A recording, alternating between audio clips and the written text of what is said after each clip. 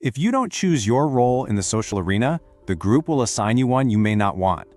Now that isn't some self-help quote. It's a description of a hidden operating system that's running in the background of every single human interaction you have. In your office, with your friends, there's a silent battle for influence going on, always. And today, we're going to expose the 7 predictable templates of power that define it all. We are pulling back the curtain on this hidden social code so you can finally navigate it with intention. You see, that statement is basically a fundamental law of social gravity. In any group, a hierarchy forms, like almost instantly. And our brains, they're just desperate to make sense of all the complexity, so they collapse everyone down into a handful of simple, recognizable roles. But these roles, they aren't just personality quirks. They are ancient survival strategies, hardwired right into our social DNA. And if you don't understand this game, you're playing on autopilot. And trust me, the group will always put you in the box that's most convenient for them, not for you. So, to map this hidden world, here's how we're going to break it down. First, we'll decode the unspoken social contract that trips so many of us up. Then, we'll get into the 2 fundamental paths that all power flows from. With that foundation, we'll reveal the 7 strategic archetypes themselves. Then, we'll dive into the psychology that makes them so darn effective, and finally, we'll give you a real strategy to ethically choose and adopt your own powerful role. All right, so let's start with a feeling we've all had.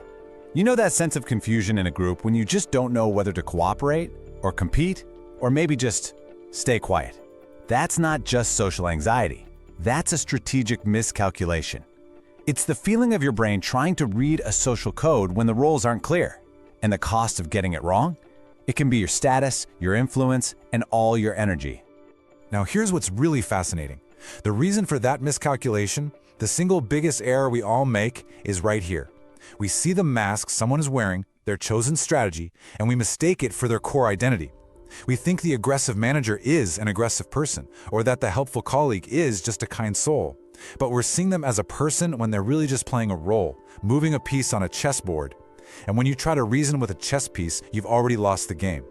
Confusing the strategy for the person, it just leads to predictable failures every single time. It's a strategic misfire that always ends in frustration. So, how do we correct this? How do we start seeing the board clearly? Well, we have to start by understanding the engine of social power itself. And here's the secret. All the complex social behaviors you see, all the office politics and group dynamics, it all boils down to 2 and only 2 fundamental paths to power. And understanding these 2 paths is the key to unlocking this entire system. On one side, you have dominance. This is the oldest playbook in the book, right? It's power you get through coercion, through fear, and through controlling valuable resources. A dominant person makes it crystal clear that it's costly to defy them. Think of the alpha wolf. But then there's prestige. And this is a uniquely human route to power. It's status that is freely given by the group out of respect for someone's skills, their competence, their knowledge. See the difference? You follow a dominant leader because you have to. You follow a prestigious leader because you want to. One is based on taking value, the other on providing it. And every social strategy you will ever encounter is just some variation or a blend of one of these 2 paths. Okay, so these 2 paths, dominance and prestige, they don't just exist as abstract ideas. They actually show up as a finite set of predictable behavioral templates, and that's what we're calling the strategic archetypes. These are the specific playbooks people run, whether they know it or not, to gain influence. And there are exactly 7 of them. Not 6, not 8, 7. These are the strategies that have survived the brutal filter of human social evolution. They are the playbooks that work, time and time again, across almost every social arena, from ancient tribes to modern corporations. So let's break them down, starting with the 4 prestige archetypes. First up, the expert. Here's the leverage point. The expert's power comes from controlling knowledge that is both rare and, this is crucial, verifiable. This is the data scientist who can just silence a debate with a single chart. It's the lawyer who finds the one clause that changes everything. In a sea of opinion, they provide the anchor of fact, and the group gives them status because they solve that painful universal problem of not knowing. Their influence is huge, but it's also fragile. It can shatter the moment they're proven wrong. Next is the architect. Now, this archetype doesn't control information, they control the system itself. They're the ones creating the rules, designing the processes, building the frameworks that everyone else has to operate within. You see, they don't just play the game, they design the board.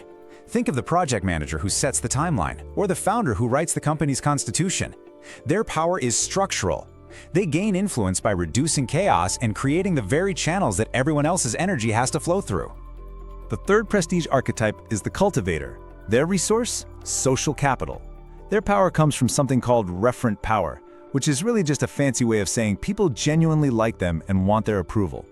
The cultivator builds influence by making others feel seen, included, and valued. They know all the relationships, the alliances, the secret histories. They're the social glue, and their power is immense because it taps directly into our fundamental human need to belong.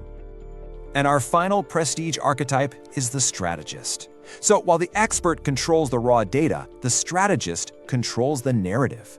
They are masterful at framing information, connecting dots no one else sees, and explaining what it all means. This is the spokesperson who spins a crisis, or the visionary leader who paints this compelling picture of the future. Their power isn't in having the facts, but in making the facts mean something. They reduce ambiguity and they shape the group's very perception of reality. Okay, now we shift gears to the 3 dominance archetypes. First up, the Guardian. The Guardian's currency is safety and threat. They set themselves up as the protector of the group, and they're the ones who define who is in and who is out. They leverage what's known as coercive power, the power to punish. It's that implicit threat that if you step out of line, you will face consequences, ridicule, exclusion, or worse. They enforce loyalty by making defiance just too costly to even think about. Next up, the Charmer. Now this archetype seems nice, but their power is deeply transactional. They control access to rewards, praise, opportunities, resources, you name it. They are masters of creating a sense of obligation. They give a gift, they offer a favor, or they give you validation, and that triggers our deep psychological need to repay the debt. Their influence is like a web of reciprocity, creating a network of people who feel they owe them. It's a constant cycle of giving and taking. And the final archetype, and maybe the most disruptive, is the Challenger. Their power doesn't come from providing stability. It comes from their willingness to create chaos. They have a really high tolerance for risk and conflict. They control the social cost by being unpredictable, forcing the group to spend enormous energy just managing them and their potential disruptions. This is where control shifts. Their leverage is that unspoken threat. Deal with me on my terms, or I will burn this whole thing down. So those are the 7 playbooks. But just knowing what they are isn't enough. The real question is, why are they so effective? Why do we automatically defer to these roles, even when we have a gut feeling that we shouldn't? Well, the answer lies deep in the psychology of our brains, which are fundamentally pretty lazy and a little fearful. It really boils down to 2 things: efficiency and need. First, these archetypes are powerful mental shortcuts, or heuristics. I mean, figuring out a social hierarchy from scratch is cognitively expensive. It takes a lot of brain power. These 7 signals are incredibly clear, letting us quickly sort who's a leader, who's a follower, who's a threat. They reduce our cognitive load. But second, and this is more powerful, they hack our core psychological needs. The expert satisfies our desperate need for certainty. The Guardian promises to meet our deep need for security. The cultivator taps right into our primal need for belonging. And this is where the trap closes. We defer to them because they offer a quick, easy solution to a fundamental human anxiety.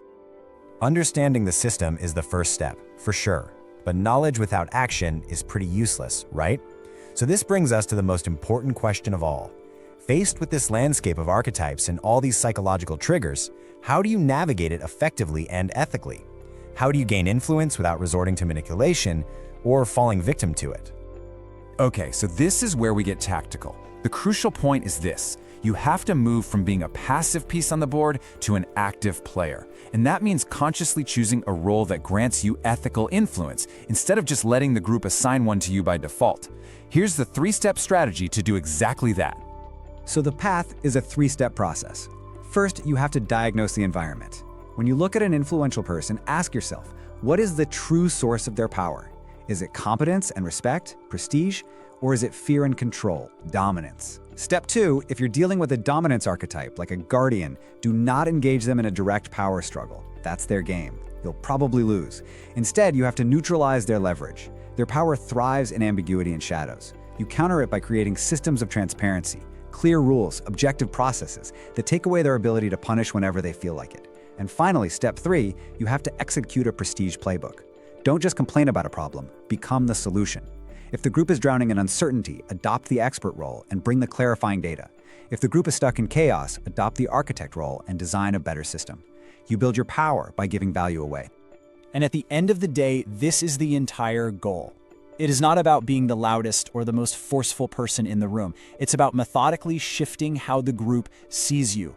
You want to be seen not as a threat that needs to be managed, but as a resource that needs to be valued. True, resilient influence isn't taken by force, it is granted by a group that recognizes your competence and your contribution to its success. So we end right where we began. Influence is not some mystical quality you're born with. It's not a fixed part of your personality. It is a strategic choice. It is a playbook you decide to run. The 7 archetypes, those are the playbooks available. The choice of which template you execute and how you execute it, that is entirely up to you. The only question left is, which role will you choose?